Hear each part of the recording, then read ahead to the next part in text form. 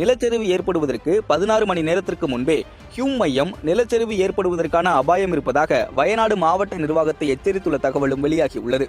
வயநாடு முழுவதும் அன்றாடம் பெய்த மழைப்பொழிவின் அளவீடுகளை கணக்கில் கொண்டு இந்த எச்சரிக்கை விடுக்கப்பட்டுள்ளது.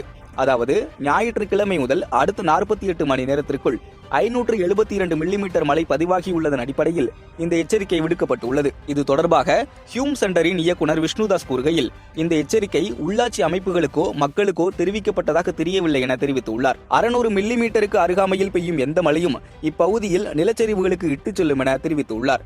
ஹியூம் மையம் கடந்த 4 ஆண்டுகளாக மழைப்பொழிவு தகவல்களை பகிர்ந்து வருகிறது. 2020ஆம் ஆண்டு முண்டக்கையில் நிலச்சரிவு ஏற்பட உள்ளதாக ஹியூம் மையம் எச்சரிக்கை விடுத்ததை அடுத்து அப்பகுதி மக்கள் இடமாற்றம் செய்யப்பட்டு பெரும் அளவிலான உயிரிழப்புகளை தடுத்ததும் குறிப்பிடத்தக்கது.